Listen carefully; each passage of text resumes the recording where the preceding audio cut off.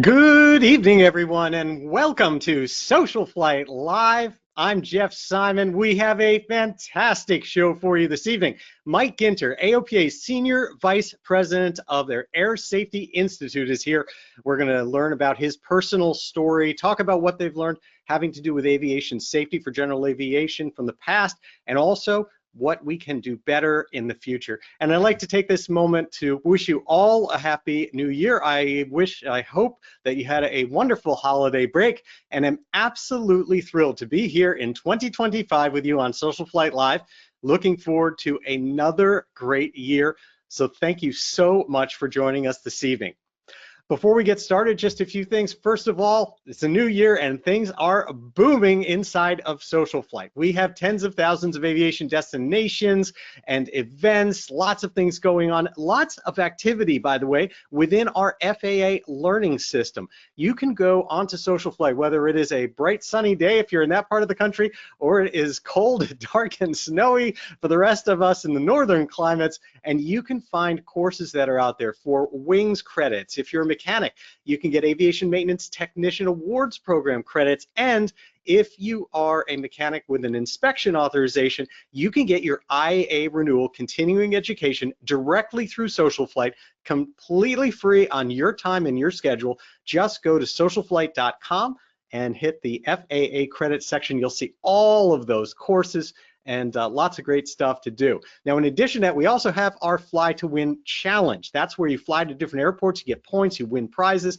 Well, we just gave away a Lightspeed Delta Zulu headset, and now we're giving away another one on February 1st.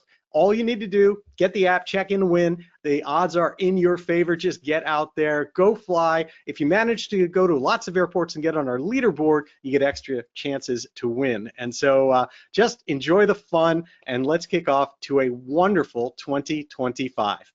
Tonight's broadcast is brought to you by Phillips 66 lubricants, including the Phillips 66 Cross Country XC20W50 multi-wood oil that I use in our company Bonanza. Have used that for, at this point, decades of flying. Absolutely have had nothing but good luck with that oil, as well as their Victory line of oils with their Lycoming anti-scuff additives and anti-wear additives.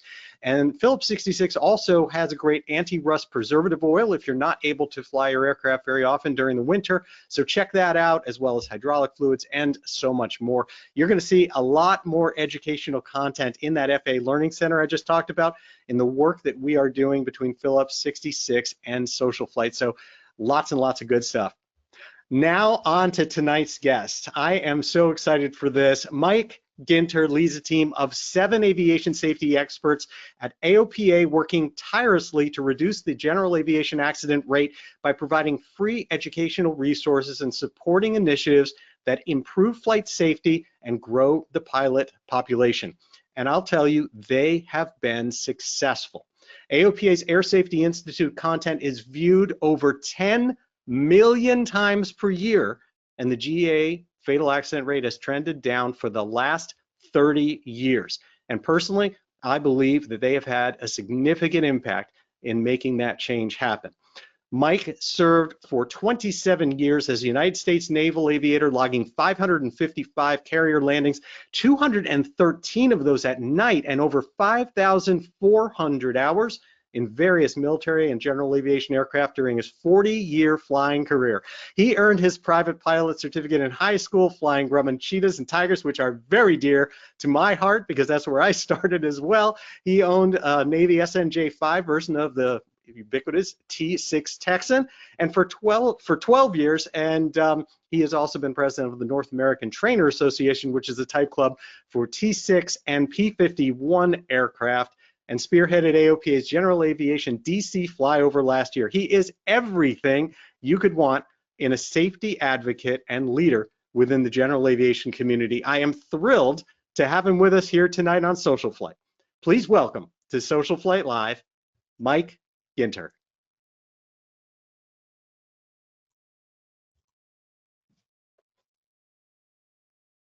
Hey, Jeff. Hey, welcome, Mike, and thank you for taking time out of your evening to join us here on the show. That's a pleasure, and I got to tell you, that's a heck of an intro you gave me, and I'm just a GA guy at heart. It is well deserved, my friend. You know, you have come from such a fascinating background.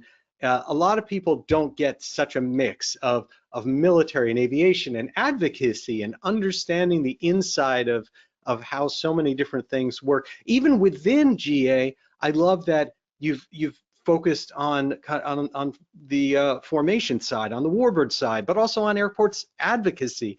There's just way too much to talk about. So I'm going to ask you to tell us a little bit about your background so we can understand how did you get to be the Mike Ginter we know now? Wow. I fell in love with airplanes at about 9 or 10 years old, and I never gave up. And that's the short answer. I mean, it was a kid in a pretty good sized family in South Central Pennsylvania. Mom and dad both worked. Wasn't a lot of extra money for new cars, certainly not for flying lessons. So took me 3.5 years to get my license in high school by bagging groceries and putting Christmas and birthday money towards flying lessons. It was absolutely the wrong way to do it if you look at how to do it now, right? I got my license at the age of 18, right after my 18th birthday, and that was a big accomplishment for me. And knew I wanted to fly, so I went to Embry-Riddle after high school with a very ill-informed expectation that I would graduate with my degree, all my ratings, and pick the airline that I wanted to fly for. That was how it was going to work, right? And it took about 3 semesters for me to realize that there's 1,500 hours and an ATP license and a lot of turbine time, and that wasn't something you buy. So everybody I talked to said, think about joining the military, get your time there, then go to the airlines. So I started talking to the folks that were in the Navy and the Air Force and the Army, and the Navy rep was a retired 2-star admiral who was the dean of academic affairs at Embry-Riddle, and he kind of took me under his wing, paid me $5 an hour to work on weekends, and was kind of my mentor, and wrote me a nice recommendation for the Navy, and that hit home, and I got accepted for a pilot spot. So right after college, I went to Pensacola and started officer candidate school, and was a 90-day wonder, and right into flight school. And the funny thing happened at the 7-year point, after flying for 5 years after getting my wings, I fell in love with it, and I could have gotten out. All my friends did, and I decided to stay in, and I did that 5 more times. I stayed in for 27 years. I had a blast in the Navy. It was great. That's fantastic. Tell me a little bit about in the very beginning. You know, people get the bug for many reasons. Did you have any connection at all, whether it was inside the family or friends, or were you just at the gate or just at airport fence or just looking up? What is it that drove you to that? It's not a sexy answer, Jeff, but the answer is I was probably 10, and I accompanied my mother to a foot doctor's appointment, and in York, Pennsylvania, my hometown. And I'm sitting in the waiting room. She's getting her toenails looked at, and the doctor was a pilot, and I never met the guy before. I'm 10 years old, right? And there was a flying magazine amongst all the other Cosmopolitans and Vogues and, Good Housekeeping and whatever. So I picked up the flying magazine, and by the time she came out, I asked the receptionist if I could take it with me. And she said, "Sure, honey, take it with you." So I took that magazine home, and this was probably, I was 10, so it would have been 1972. And I consumed it cover to cover and started bugging Mom, "When are we going back to see the foot doctor?" And she's like, "Why do you want to do that?" I said, "Well, I want another magazine." Then I realized that they sell them. Back then, they sold flying magazine on some of the bookshelves. So I started looking at flying magazines, and that's where my dream hopping stopped. Firefighter, race car driver, pilot. Okay, that's it, pilot. And I just got lucky and found an inspiration, and that led to the Civil Air Patrol, and that led to meeting a flight instructor, and that led to a ground school, and I failed the written the first time, and which was a real kick in the butt. And then I took an AOPA weekend ground school course and came back and got a 96, and then it was off to the races. So it was it. I had a passion, and very happy and blessed in my life that I was able to keep chasing that passion. And in whatever direction it took, I had no clue I would end up at AOPA, as an airport advocate for 6.5 years, and now the Safety Institute director. Yeah, it is fascinating, and I love those stories, especially. I mean, let me just ask, how did you get the questions answered, or even to know how how do you get started, how do you do that? Because a lot of people don't have that. And I know Air Safety Initiative also is about growing the pilot population. Right. How I figured it out was I was an annoying young kid asking questions of everybody around an airport. I mean, frankly, that's what it was. Every airline pilot, every military pilot, every pilot at the airport, I'd go hang out and hang on to the chain link fence, you know, and watch the airplanes come and go. And but you asked enough people, and the answer is always the same. You know, take a flight lesson, or let me take you for a ride, and that just fueled the fire. So it's you know, as you probably know, and I'll bet you your listeners would agree that, you know, you take somebody for an airplane ride, they either love it or they're neutral to hate it, right?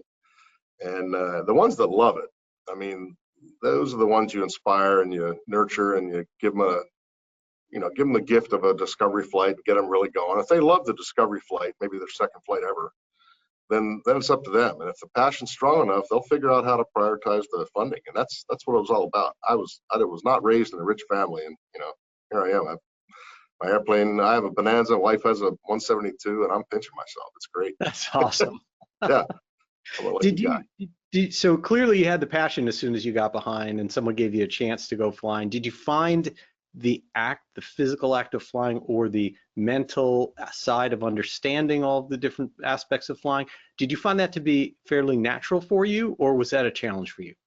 It was a challenge. I was average to below average student in high school, and I was the middle grandkid of 19 grandkids. You know, my big, huge family, bunch of cousins, and I was the first one to go to college. So lots of pressure on me not to fail. And I also was chasing the flying dream down in Embry-Riddle, and still flying on weekends when I could afford it. But it was just a matter of keeping sight of the goal and tackling every one of the small challenges that led to achieving all the bigger challenges, right? So that was it. I mean, if you love something enough, I don't care what it is, you can figure out how to do it. But I was a below average student in high school, and my passion for flying and my desire to be in that world, whatever it looked like, was enough motivation for me to end up on the dean's list in college, which, you know, who would have thunk that? I mean, so of course I was dean's list until I got accepted to the Navy and then graduated with a 2.7 cum. So everybody here listening can do the math. I pretty much slid out of the college with a degree and a guaranteed pilot spot. And thank God I didn't screw that up, because you can't do much with an aeronautical science degree from Embry-Riddle. Okay, so then here comes the next one then. So why Navy? What I know you Navy guys are pretty competitive with all the Air Force folks we've had here on the show. Any other services that are out there? What tell me what you're into the Navy for Navy Aviation. Let me just get something straight right up front, Jeff. I don't want to make fun of the junior service. We love the Air Force, and you know.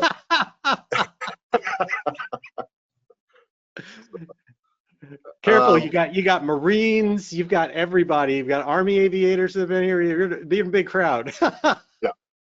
How did I pick Navy? The Air Force ROTC unit was at Embry-Riddle, and that's all they had at the time. It was a much smaller school than it is now. This was 80 to 83. I was in Daytona, and they had a Naval Aviation club. And so I think I joined the club at the suggestion of this retired two-star that I was working with on weekends. And he really was a mentor, more than I ever knew. Looking back on it, he really kind of got me started. But he encouraged me to join the club, and I did. It was totally extracurricular. And I think we did a field trip to Pensacola and watched the AOCS graduation, and watched all the training and the helicopter dunker and water survival training. It was just really cool. And when he, when I decided to apply and he wrote me the letter of recommendation, I think we had to have 3 letters of recommendations. His was probably the one that got me in, right? So, and that was it. I mean, I guess when you're successful in life, you got to be willing to jump through the doors that are open for you or that you're pointed towards, right? You can't just wait for everything to be laid on your lap. So, absolutely. Yeah. So tell me a little bit about your experience in the Navy. You were on multiple tours, but specifically what it was like for you with the adjustments of flight training, with flying on a carrier. Take us inside a little bit as to what that felt like. So the best thing I did before I went to the Navy was come in with a pilot's license. I actually had my private in high school. Embry-Riddle didn't recognize that, so I earned the private a second time. So I was a really good private pilot by the time I, quit the flying curriculum. Hold on, Embry-Riddle didn't recognize your private certificate? No, you had to have a commercial. You had to have a commercial or maybe even a commercial instrument for them to start you at that level and keep going. Oh, okay. But I had about 65, 70 hours and a private license only. So I basically had to start over, which was fine. It was I learned a lot more the second time around, but and I got through all that pretty well. But the challenges were you were asking about Navy challenges. Yes. It was easy for me to do well in primary flight training, when I was there was the T-34 Charlie, the turbo mentor, right? Turboprop 2-seat Bonanza. It was a little rocket ship. And I did pretty well because it was not a new learning environment. I didn't have a hard time with scan and, inverted flight, or that was the fun part. I was doing new stuff. I was doing formation flying and aerobatics, and I didn't do any of that when I was in my private curriculum. So it was not a new learning environment, and as a result, I did well, and I had like number two in the class. So I was on the Commodore's list. So that allowed me to select the pipeline that I wanted. The pipelines were jets, helicopters, or maritime. Maritime were C-130s, P-3s, some of the big stuff. So I chose jets, and that was an exciting thing. And I thought, well, I can, as long as the airlines accept single-engine jet time, then I'll be okay, because I was still chasing the airlines. And I found plenty of airline pilots that had gotten in and hired after flying A7s or A4s or that kind of stuff. So I chose jets, and that's when it got harder for me. I was back to being just an average student, average pilot, and I had one, what they call signal of difficulty. I got it down on my fourth A4 Skyhawk flight. So I got T-34s in Pensacola. I went to Kingsville, Texas, where at the time we flew T2 Buckeyes as intermediate jet trainers, and then A4 Skyhawks. You finish that, get your wings, go to the fleet. So I progressed through in Kingsville to my fourth flight in the A4 Skyhawk, and that was the safer solo check ride, And I got it down from my instructor because of my scan in the landing pattern on the meatball. You have 15 to 18 seconds, wings level in the groove, and the scan is meatball lineup angle of attack. It's drilled into your head. Every Navy pilot knows that, and I wasn't apparently doing that fast enough to see the corrections needed and make the corrections fast. So that was substandard, so I got it down. And I'll tell you what, that was a dose of reality and humility. I was like, oh my God, I've never had a challenge like this before. So I really had to buckle down. And it was mostly, as I look back on it, it was mostly an attitude check. Am I able to handle the adversity and get back on the track of learning and doing better? And I did. The joke was the instructor in the back was an old F4 jock, and he would show up at the briefing after I got this down. He was going to give me some extra training flights, and he brought a toilet plunger with him. And I said, "What's that for?" And he said, "I'm going to stick it to the back of your helmet and go meatball, line up, angle attack.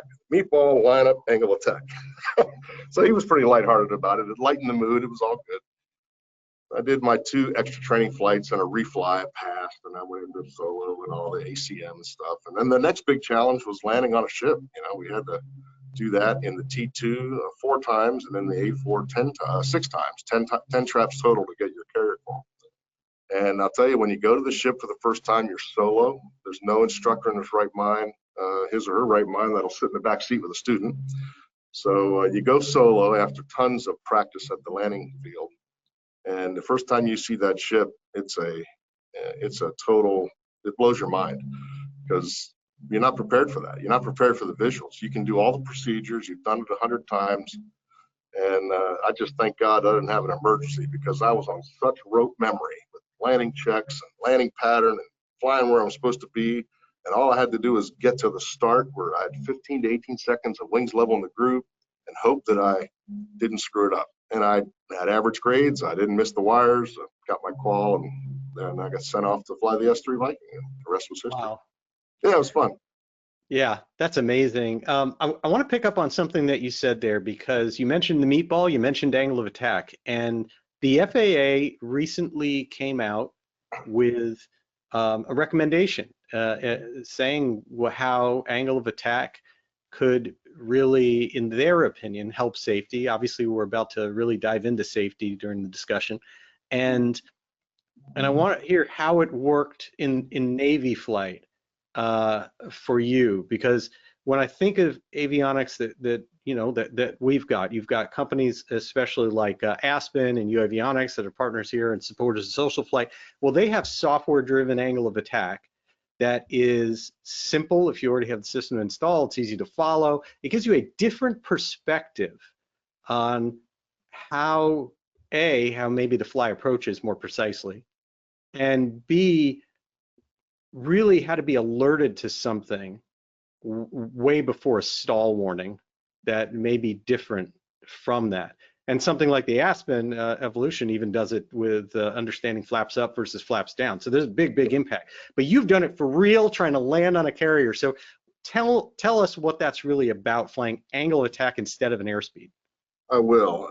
You're talking about the December 26th, the FAA put out a special airworthiness information bulletin. Yes, sir. It's not an airworthiness directive, it's not required, but very well written. And it basically recommends that all types of aircraft, Part 91, should install and calibrate an angle of attack system. It's a recommendation, certainly not a mandate. And the second recommendation is to get training on it and use it. And that's the key. That is the most important thing. I bought a Bonanza that had an angle of attack indicator indexer on the glare shield. And I'm familiar with how to use it, which I'll talk about in a second, but it was almost a distraction for me. And I have to go back and kind of go through the operating manual for that thing now that I'm really comfortable with the airplane, and see if I can start flying the airplane better using angle of attack. In the Navy, when you're coming aboard the ship, you want the tail hook to be lower than the main landing gear. If you land flat, the hook's gonna skip and you're gonna miss the wires. So you have to come in at a nose up pitch attitude. And the way that's done in the Navy is you fly L over D max, which is irrespective of weight and configuration. It's the angle of attack that is lift over drag max, and it's calculated automatically. We had a dimensionless gauge in the instrument panel. We had an indexer up top with the red down arrow, the green up arrow, and an amber donut in the middle. And the goal was to put the amber donut should never go off. If you were a amber donut and an arrow down or an arrow slow, you were either a little fast or a little slow, which might have been 1 unit. I mean, that might have been 1.5 knots. And the faster you are, faster than on speed, L over D max, the more your hook comes up because the less angle of attack you have. So that was the whole reason we flew angle attack and the optimum AOA. We could calculate it very easily. It was on our landing checklist items. On downwind, it was 105 knots plus a knot for every 1,000 pounds of fuel we had on board. So it was typical to come aboard at 112, 113 knots as L over D max. And that was just a cross reference to once you got the donut lit, you're trimmed up, hands off before you turn the turn to final. There's no base leg in the Navy. It's a descending left-hand turn. But before you turn off the perch, it was to cross-check that your AOA is centered at the airspeed you calculate. So all that was done in the checklist. But once you're on speed, you never want to get off being on speed. And if you're on speed when you hit the wires, you're going to catch a wire and you're going to stop. It's kind of nice. And that's the whole goal, right? Yeah. No, that makes a ton of sense. And you mentioned something I think that's really important, which is it's not just about, hey, having some feature on your panel. You need to integrate it into how you fly. You need to learn it, understand it, make it part of, it can't be something you discover when all of a sudden it starts yelling at you. I think angle of attack's going to be one of the neat stories of the rest of this decade anyway, as more and more people adopt it. And there's neat systems coming out. I can't wait to fly one that's integrated in my G500 or the next piece of avionics that I buy. Well, you can come up and fly our Bonanza and check out the Aspen AOA that's integrated, because that's one that you don't even have to look at. You can set it to come up only when you need it, okay, or something like that. And I'll just say that sometimes you use it for things like at night, obviously. I fly out of an airport that's very small and it's dark, lots of trees around it. So at night, it's comforting not to just be flying off airspeed. And in addition to that, though, I've had cases where, one in particular, where I was flying complete IMC, very smooth, and didn't realize I was in a downdraft. And it was angle of attack that let me realize, hey, why is it that for me to climb at my normal rate when everything seems right and the engine's right and everything's right, why is my angle of attack so high? And so you so it can help. Quit pulling, right? And then figure it out. Exactly, yeah. exactly. So with that, I would love to really talk about the work you've been doing at the Air Safety Institute and the work that came before you. I'd like to take a moment, of course, to recognize Richard McSpadden. Spad was a good friend of both of ours. He's been here on the show a number of times in the past, and obviously it was a tragedy to lose him. Tell me a little about the transition and stepping into those shoes. Well, we miss Spad. He was a good friend. As you can imagine, we gave each other a lot of grief because of our service backgrounds, right? He was a legend around here. So it was, what, 9-10 months before Mark asked me if I was interested in this job. And I jumped at it. And I remember telling Mark Baker, our just recently departed president, I said, I'll jump at it and I'll do it with all my heart, but I'm not going to do it the way Richard did it, because there's no way I could measure up to the quality and experience he had, and just his whole poise and posture with everything. He was such a great educator and safety advocate. You know, he's just a legend. So I'll do the best I can in my style, and that's what I'm going to do until they ask me not to, or I decide to retire, right? Yeah. So, but yeah, he's a great guy, and we all miss him. I know we're all waiting with bated breath for the NTSB report to come out. You know, I try all the time to make sense of what happened, and you can't. You know, we know he was in the right seat. We know, you know, the airplane came short after an engine power loss. We don't know why. We think had they been 15, 20 feet higher, he would have hit the flat grass, and even in this job today, talking to you again, right? Yeah. So it's probably one of those really just wrong place, wrong time, terrible luck. Nothing that the pilot or Richard was in the right seat. We don't even know if he was manipulating the controls. So there's just a lot of unknowns. We really hope that the NTSB digs in hard and doesn't publish unknowns. We hope they dig into it and give us the answers. You know, there's lots of ways they can try to figure that stuff out. So yeah, we don't like it when you wait such an extraordinary lengths of time, and at the end you get this generic, you know, loss of flight control or something. Can I just say one more thing about Spad? Yes, please. Real quick. So it was not uncommon for me to go by his office and just tell him that hey, thanks for coming to work today, you know, and he would chuckle. And one day we were throwing grief each other's way, and I said, listen, I really respect the Air Force, and I do, Jeff. I mean, for the record, I absolutely do. Service to the country is an honorable thing. But I told Spad, you know, I'm not going to give you any more grief, buddy, because, you know, I think the Air Force is an honorable alternative to military service. and only he could know that I do truly respect all service people, and he took it for what it was worth. So if anybody's out there is offended by that, I apologize, but it was meant to be it. So we're going to get all our Navy guests together, and I'm going to give them your home address, and we'll just see how this goes. Okay. Air Force, that is. So let's talk about the meat here of air safety. What's happened before, where we are, where we're going. If you were to summarize I guess the kind of like the biggest message, looking backwards first at how we are doing, what would you say? We're doing something right. And the safety record is improving for the last 30 plus years, and that is something to celebrate. That's the most important thing. It's the worst kept secret in general aviation, and certainly outside the airport fence lines, how safe general aviation is. And I think we can get to some charts later and show some of that. But we have, when I say we, I don't mean ASI and AOPA. I mean we, the industry, the government and industry partners, and it's truly been a partnership.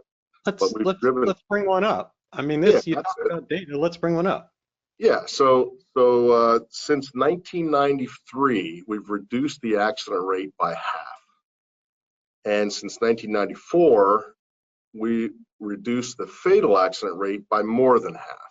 Now that is huge, right? When you look at the data, you can see the flight hours, fluctuate with the economy. And sometimes the general aviation accident rate fluctuates with it because the flight hour rate is the denominator, right? If flight hours go down precipitously for some downturn in the economy and GA flying continues, well then, accidents continue, then the rate will go up, even though we might have crashed less airplanes. So this is a huge success story. We're down by half or more than half, and we are focused in the Air Safety Institute on the fatal accident rate for obvious reasons. But that's a big success story. We're doing something right. The other side of that is, I wish we knew exactly what we were doing to drive the rate down, because we would do more of it. We don't know. We don't know if it's just technology, if it's training, if it's awareness. The 10 million hits you mentioned at the beginning of the show. I mean, that's our mission at ASI, by the way, is to put out meaningful, deep content to get people to think about how they're flying and change their behavior. There's 195 pilots that had fatal accidents in 2024. That's on our dashboard chart.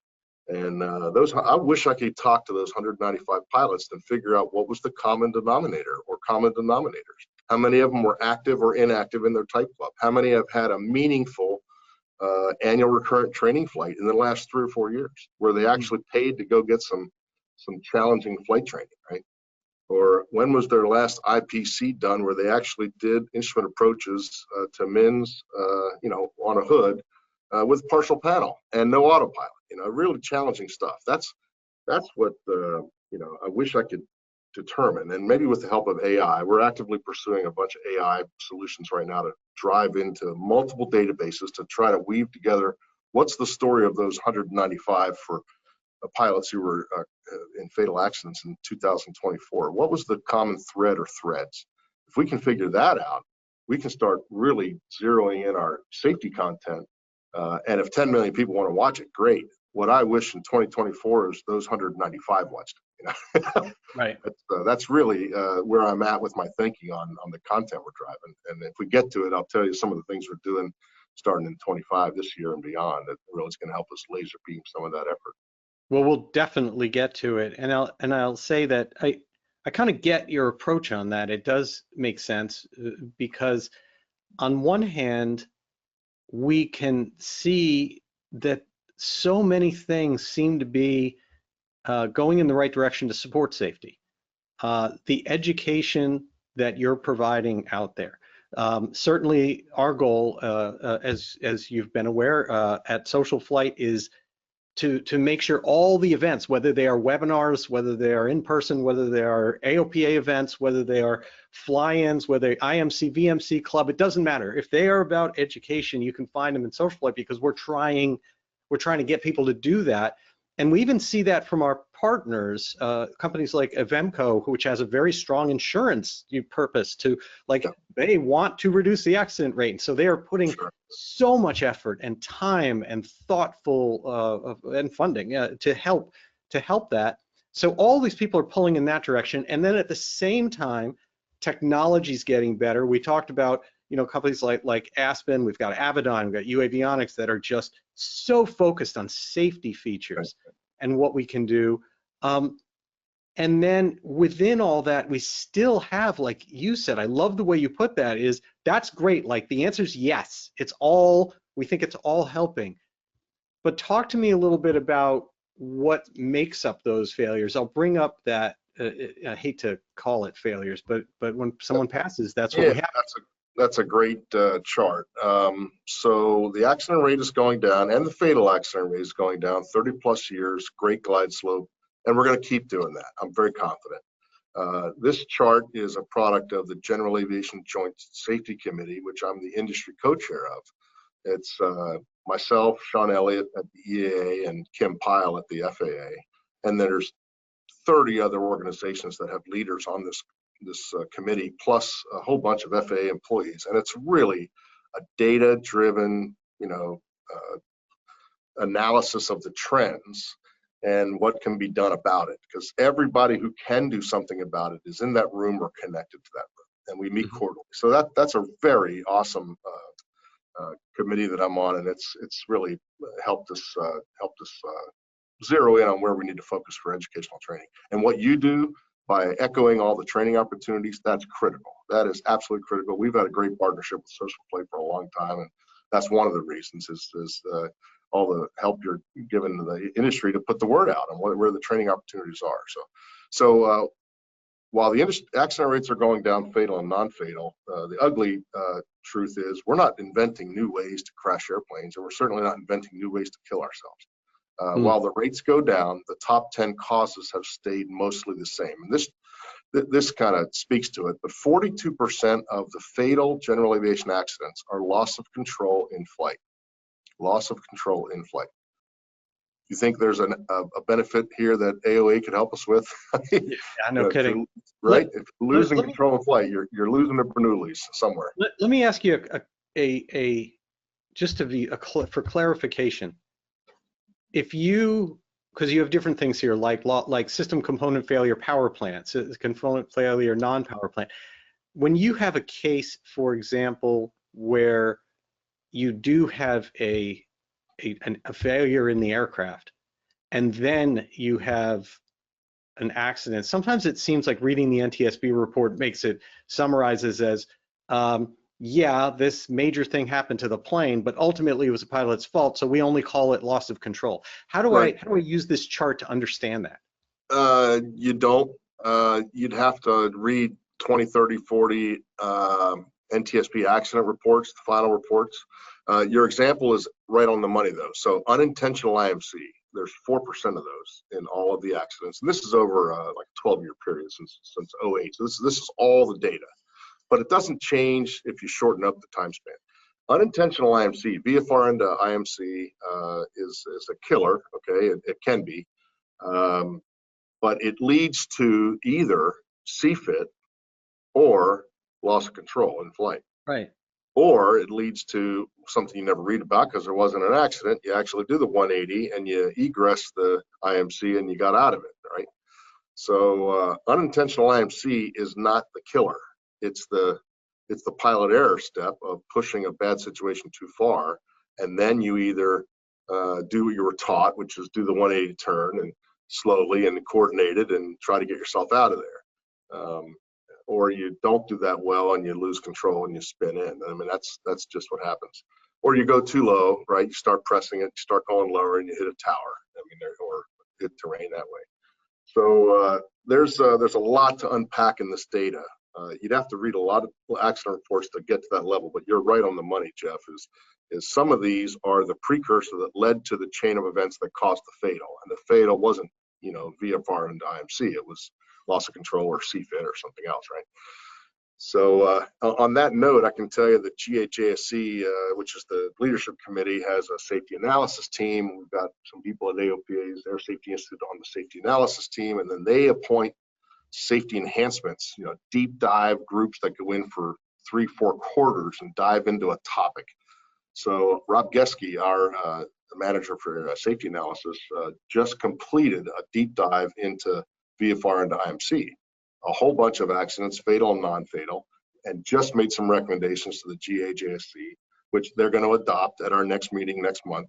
And it's going to go into the FAA system for acceptance and then put it into action, or whatever that action is going to be. It's a little bit of a slow process, but it worked. And the point is unintentional IMC, we think, can be really helped if we improve the training. You might remember that to get your private pilot's license, you have to have 3 hours of instrument training, which usually means put on the foggles, put on the hood, and with your flight instructor in the right seat and fly around as if you're in instruments, right? Nowhere in the ACS does it really talk about what you're supposed to really achieve or learn from those 3 hours. I mean, the first hour you're going to learn a lot. Okay, I can fly the airplane without looking outside. It's a confidence builder, you know how it is. But the goal should be to successfully extract yourself from that IMC situation. Right. And we're trying to once this recommendation is adopted by the FAA, then we're going to put our hats around and get into the advocacy mode and push push the right meaty changes to the ACS. We're not going to add time to the PPL. We're going to add depth to the training quality of what's involved in those 3 hours. That's what our goal will be. So that's one of the examples of what we do with this GAJSC is we dive deep into some of these causes. We figure out what can be done reasonably, effectively, and then we put gas on that and go. I love that. And are there opportunities in that for instead of hard, things like you should do this, you should do that, to instead kind of have encouragements also? Because one of the things, I'm an IFR pilot, fly a decent amount of IMC, and what I discovered, if I were to look back on my own training, is it was really quite remarkable how true IMC was not part of it at the primary level, at the sort of secondary IFR level, and how Foggles just didn't cut it when it came to that. And so you can't just magically say this is available all the time. Anybody can go up in those conditions. But I felt in my own training, and I still don't witness it much today, that when the opportunities existed, I felt like where are the instructors taking these students up of any level and saying, hey, I'm gonna show you what it's like. Let's go into IMC. Let's get out of it.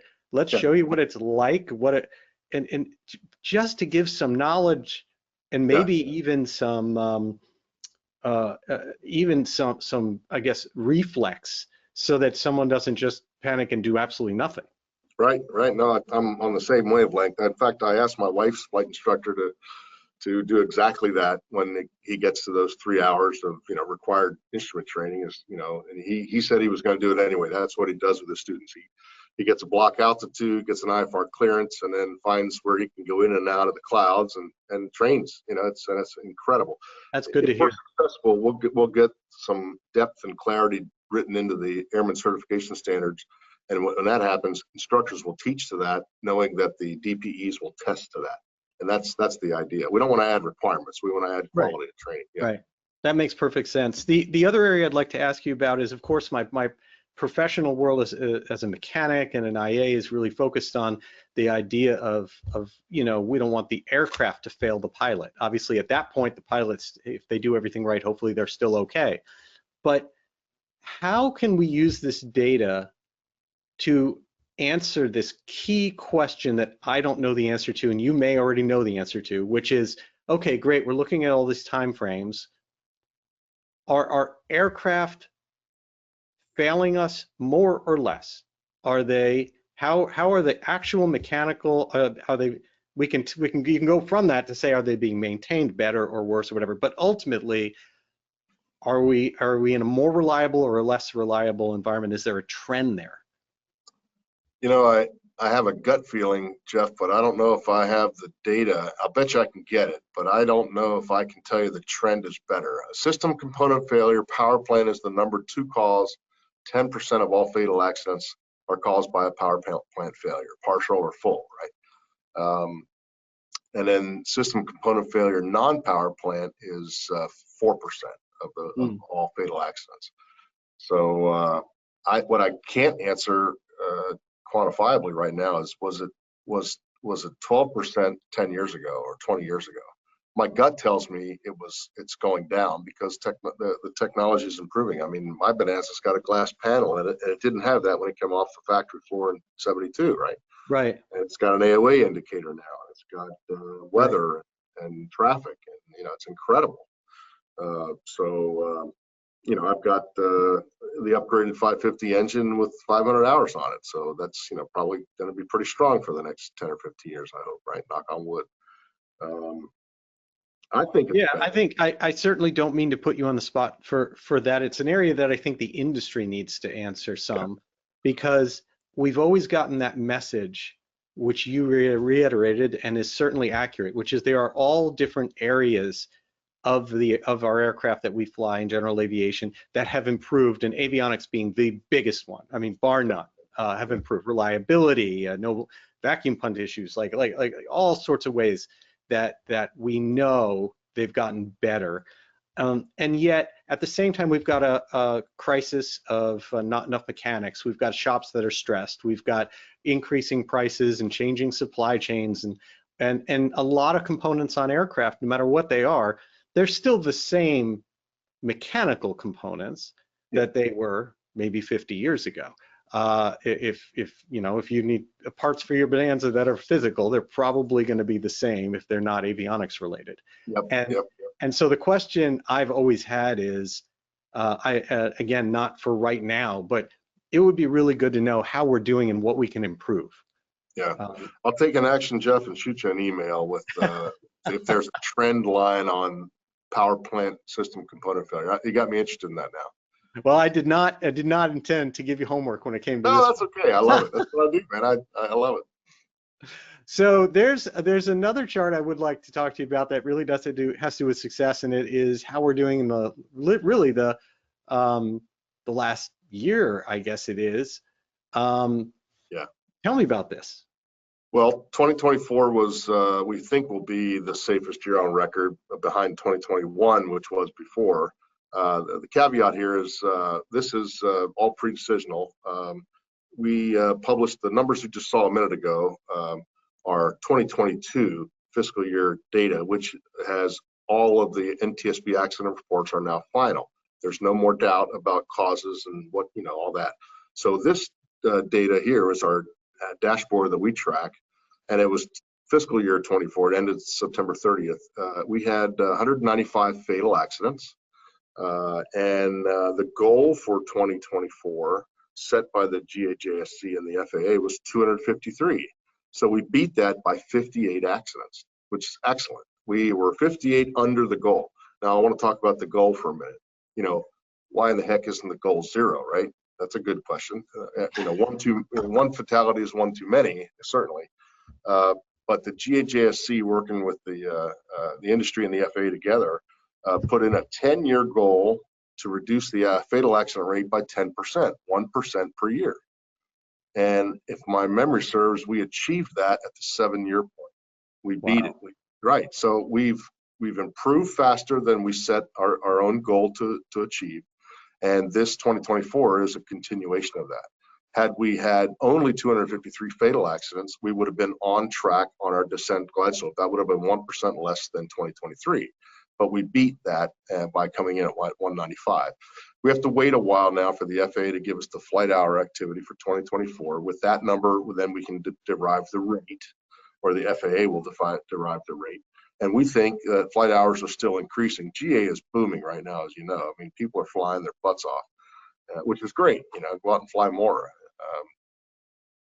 And if the flight hour activity is up like we think it will be, we think 2024 will math itself out to be the safest year on record, and another one for us to beat, next year and the year after. So yeah, we're doing something right. I just wish I knew exactly what we were doing so we could do more of it.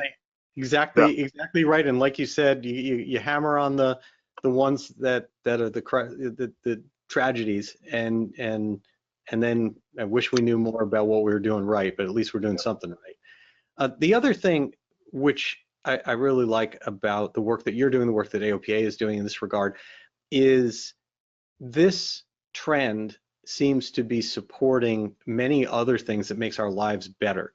Mark Baker had really mentioned that it was the data in this trend that is helping to support basic med, for example. Right. Tell me a little bit about that. Well, we track all the NTSB accidents very closely with a keen eye towards, was basic med a causal factor, right? And the answer is it hasn't been. If it's present on the data chart, it's a sliver. It's not basic med has not been an instigator of more accidents or more fatal accidents, which is what we thought after we watched all the light sport rule industry for 10 years. So when my former boss, Jim Kuhn, and Mark Baker succeeded in getting basic med through third class medical reform back in 2018, I guess it was, part of that legislation was that the FAA owed a report to Congress to report on itself in 5 years. And what's the truth? What's going on with basic med since it was now a pathway? over 80,000 pilots have now certified to use it at one point or another, which is a wild success. And basic med as a safety causal factor is, there's nothing to see here, folks. Keep moving. It's great, as we expected, right? So that's a beautiful thing. And you know, it's probably something we'll talk more closely with the insurance industry about, because you know, we're hearing a lot of from our members about how they're getting told they have to go get a class 3 every year once they reach a certain age. We've already started engaging with the insurance industry in a very collaborative, open way, but to show them what we see with the data.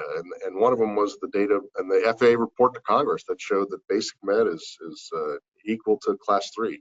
We've got senior AMEs that have attested that it's the same physical, it's the same checklist, and really the only difference between the doctors is one had to go to a 5-day AME course to be able to sign off class 3 medicals. You know, they're still doctors, right? Yeah. I'm totally oversimplifying the difference, and no offense to any AMEs, but the good news here is that basic med has been a wild success and has not caused more accidents, and that's a great news story. Yeah, and it really supported the reauthorization, the FAA reauthorization changes, which affected basic med and had an impact on many of those things. I think the data that you've got here that you're tracking, and the trend and the fact that it's working in our direction for increased safety, that things are going well in that regard, supports expansion of what works. Well, they did expand basic med with the most recent FAA reauthorization bill with a GA title. I mean, we're up to 12,500 pounds. DPEs can now give check rides on basic med. It's really a great thing, right?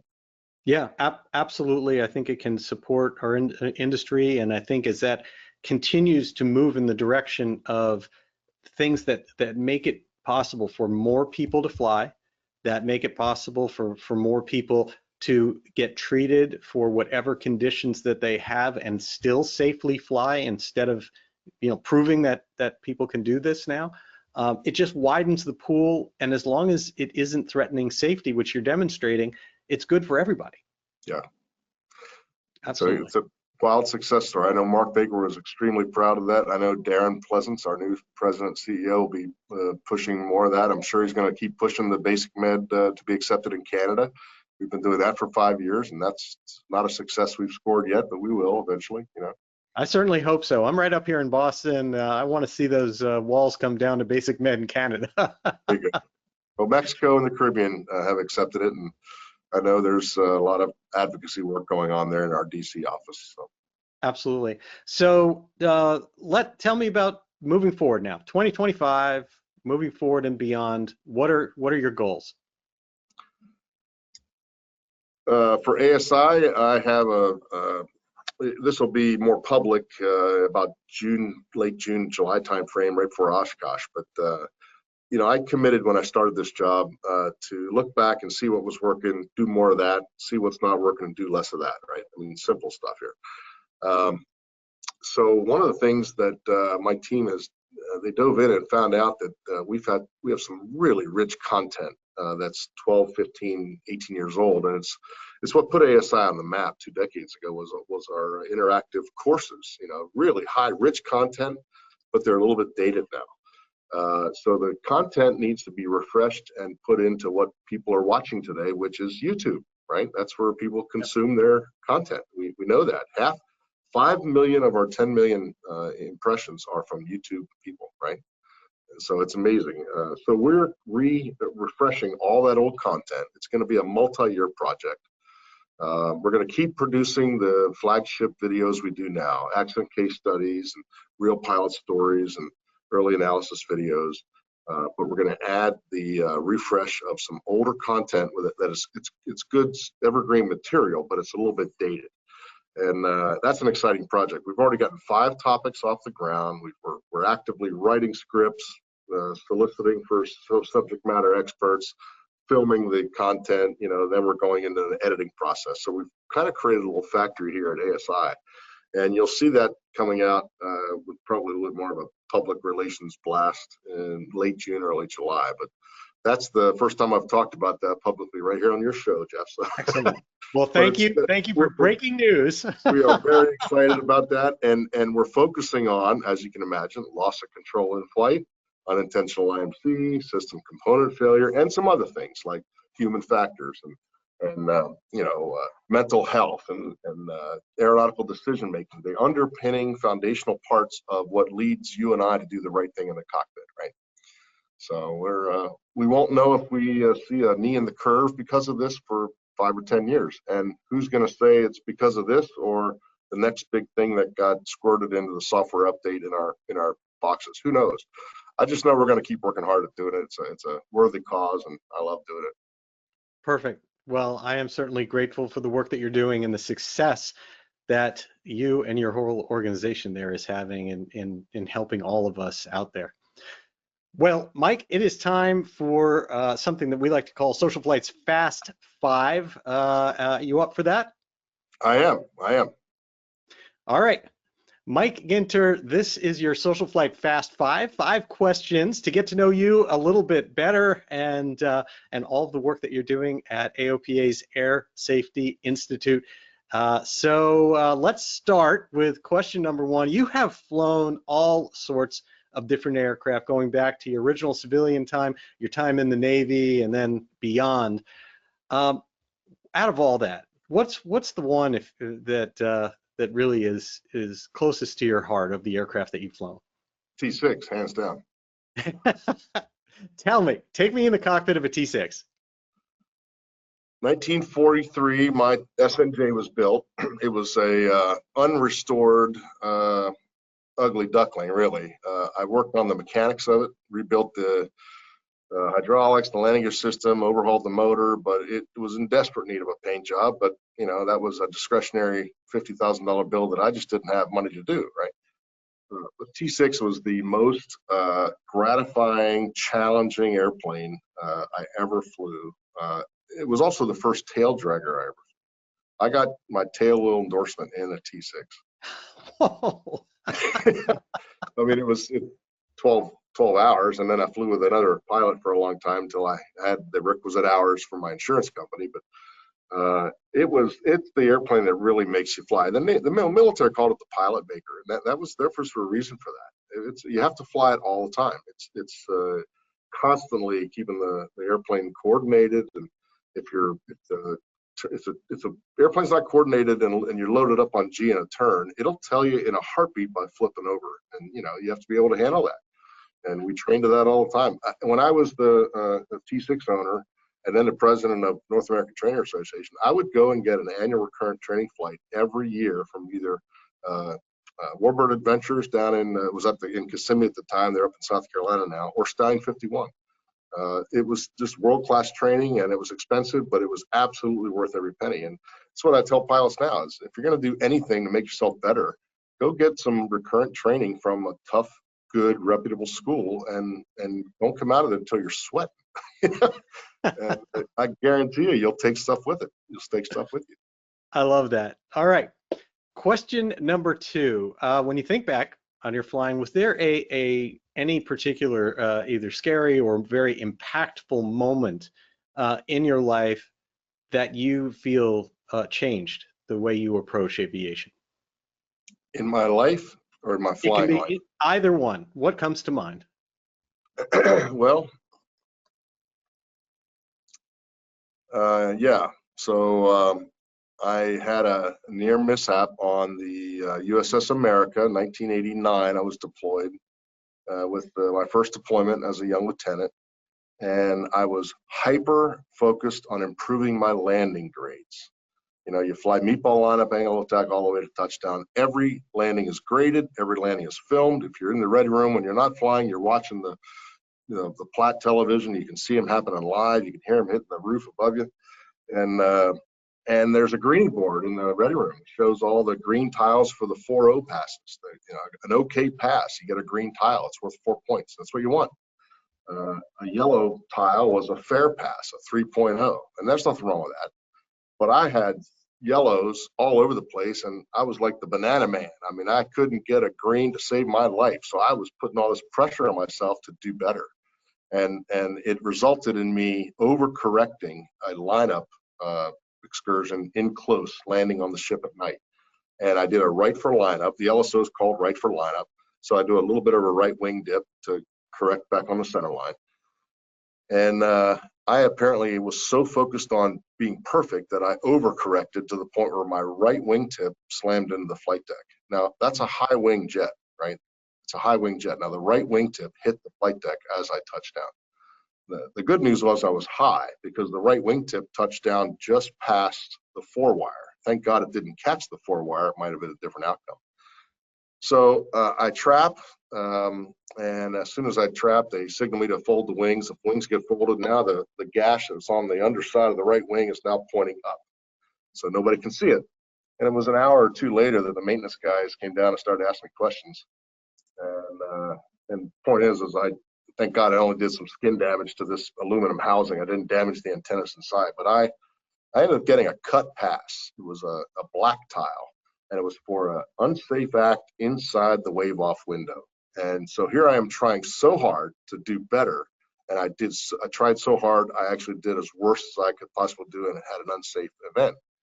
So I ended up riding the pine for a couple of days. Skipper put me on the bench to let me think about the errors of my ways, and it kind of caused me to just settle back and relax and accept, just do the best you can and quit trying to think you're better. I mean, that's what it was. I thought I was better. I wanted to prove it, and I wasn't. I was an average pilot, and average is perfect. If you can hit the 3-wire without any big excursions in the groove, then you can keep doing that your whole career and be fine. You get promoted.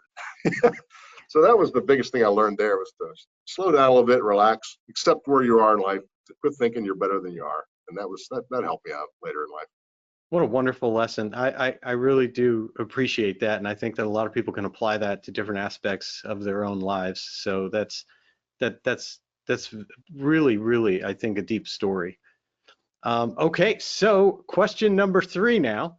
Great. Now, if you had the opportunity to go back to some moment in your life, not to change it, just to something that was so wonderful that if you could just go back and re-experience for 15 minutes or so, where would you put yourself?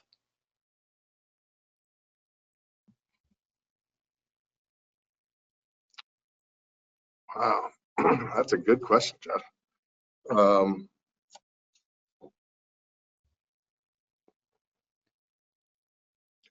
I know the answer to this. 2015, May 8th, I pulled off a stupidly unlikely event, which was the first big flyover we did in BC. May 8th, 2015, the Arsenal of Democracy. Nobody thought it could be done. I didn't know if it could be done. We started getting yeses to all the 11 agencies that had to say yes, and we pulled it off. We had good weather, and nobody got in trouble. Nobody got flight violated, and it was a wild success. The feeling that day, I wish I could relive that. And in fact, I did this past May when we did the AOPA 85th anniversary flyover. But that was an awesome. You put a year plus of time into something, and then it comes out to be thanks to a lot of other factors, the weather and other pilots' performance. But that was a great feeling. I could do that again. That's awesome. And what aircraft were you in? Well, in 2015, I wasn't. I was in the tower up at National, and I gave my T-6 to a buddy of mine. So my airplane was in it, but I was up in the tower. I briefed the event down in Culpeper, and then I jumped in a helicopter and got a ride into National so I could be in the tower to be the air boss. That's awesome. In this past May when we did it, I learned some lessons, Jeff. The lesson I learned was in 2015, I got the helicopter ride in, but like a knucklehead, I had pre-staged my car to drive back to Culpeper. Oh, by the way, it was Friday afternoon at 3 o'clock. Took me 3 hours back to Culpeper. So lesson learned. You could have gotten a lift out. Well, I could have, but I couldn't do it real time. I had to plan on it. So in 2024 in May, this past year, we did the National Celebration of GA Flyover, and I fixed that. I did the briefing in Frederick, and I stuck around for 30 minutes for questions. And then me and my Secret Service agent buddy, we jumped into Bonanza, flew into National as they were landing the last airplanes and launching the last jets.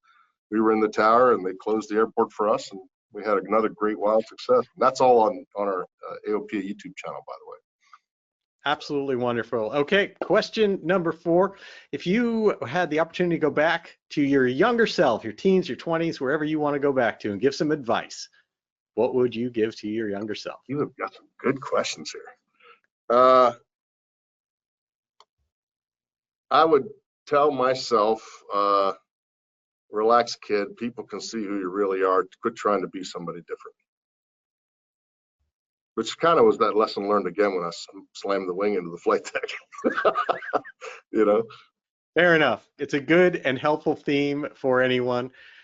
And our last question of the evening, question number 5. If you could choose anyone, alive or no longer with us, from history or from present, like and literally anyone, to spend an evening with, who would that be? Jeff Simon, SocialFlight Ah! Live. and now the real answer? By the way, we should do that. I'd like to do that. Absolutely, absolutely. Who would I like to spend time with, dead or alive? Anyone.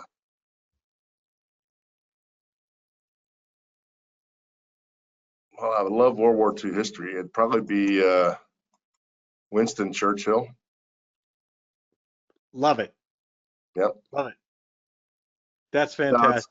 It's all good. Jeff, you've got some great questions here. These are, I almost wish you would have coached me on those. I could have had some more forethought to them. Oh, it's not fair if I do it that way, my friend. Make sure if you ever get Darren Pleasance on here, you ask him those questions too. You bet. We might have to switch him up because I don't want anybody briefing him. And he will be coming on the show. We've a history of AOPA presidents here at SocialFlight Live. By the way, as of today, January 7th, he's been in the seat for 7 days, and it's really an exciting time at AOPA. We love Mark, and he did fantastic stuff for 11 years, but man, the initial impressions are Darren's going to be a fireball here at AOPA. It's going to be awesome. That's wonderful. Okay, so then, you guys have priorities all over the place, but one of them's going to be next time that you sit down for lunch or coffee with him. You tell him it worked out. You survived the beginning, middle, and the end, and he should come on. Well, I would encourage anybody out there, take a look at the February issue of AOPA magazine. There's a really nice couple of stories about him, and one that he wrote and one that we did on him. So it's a great intro. Fantastic. Well, Mike, thank you so much for taking time to join us here on SocialFlight Live this evening. It's been extraordinarily experience of learning about you and your new role and really what's happening in aviation safety and the work at the AOPA Air Safety Institute. So thanks so much for coming on. Thank you, Jeff. We appreciate the partnership with you guys, and I'm sure we'll see you soon. All right. Have a wonderful evening. Bye-bye. Thanks. And thank all of you for taking time out of your evening to join us here on SocialFlight Live. We'll be back next Tuesday, but with our Cockpit to Cowl show with Brian Schiff. That is Tuesday, January 14th. Go to cockpit, the number 2, and the word cowl. Cockpit2cowl.com is how you register for that show. And it is a ton of fun. And we have a theme for every show. Brian represents what's happening in terms of from the flight instructor's opinion and the professional pilot's opinion from an airline pilot's perspective. And then I come and bring the side of it from the mechanics and everything else. And we've got a theme for every show. And this next week's show, our theme is Common Knowledge Isn't Knowledge. And we're going to talk all about things that have to do with whether they're called old wives' tales or they're called other things, but misconceptions that really matter for your safety and your wallet. And that'll be at cockpit2cowl.com for next week on the 14th. Then we're back here on SocialFlight Live on the 21st. AirCam creator and Rotax engine guru, Phil Lockwood of Lockwood Aviation. I'll tell you, just go check out the AirCam. If you have any idea you'll ever be touching an aircraft with a Rotax engine, you want to hear from Phil. He is a great friend, a remarkable individual, and has done some amazing things in his life. In fact, astronaut Story Musgrave, that was here on the show, talked about building an AirCam with his granddaughter and getting to spend some time with Phil. So with that, I'd like to thank you all again for joining us here on SocialFlight Live and wish you all blue skies.